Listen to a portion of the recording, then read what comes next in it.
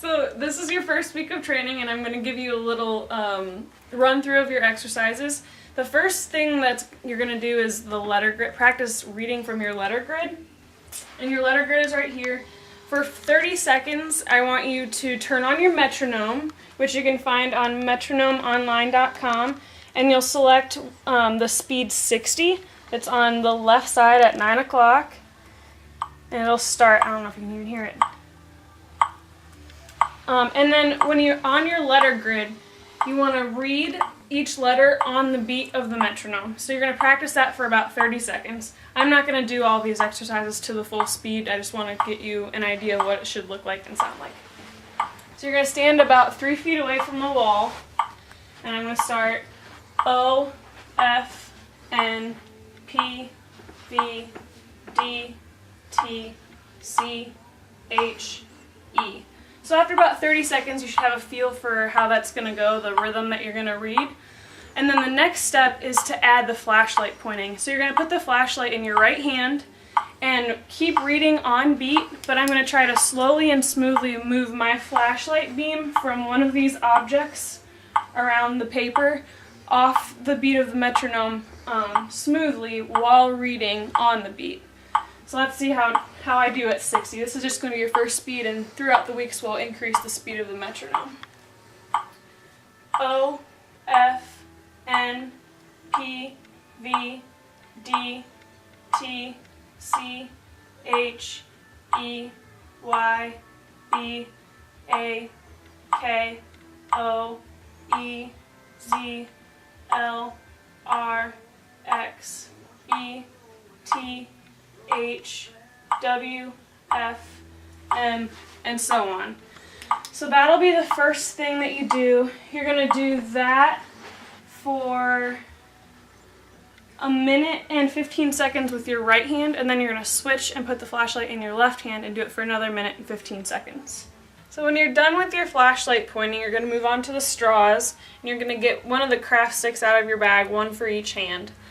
And then the brown cardboard is more just so you can see the straw better than on this wall color. But you'll put straw number 1, which is the shortest straw in your bag, tape it to a wall or a door, someplace where your parents don't mind you taping a straw. And then you're going to stand about arm's length away, and while looking at just that center line that's drawn through your straw, you can see it behind the number 1, you're going to stare at that point and try to insert the craft sticks to the ends of the straws, both at the same time. So I'm staring at that line, this dividing line of the straw, and in between I'll put my hands down to my sides and try it again. It is hard. I missed twice already, so it's not going to be easy at first, but you will get better at it. So you're going to do comfortable pace, just getting used to it for 45 seconds. And then after that, the next step is to go a little faster and try to do it still accurately, but add a little speed. So I'll try to do that right now. That wasn't a good one.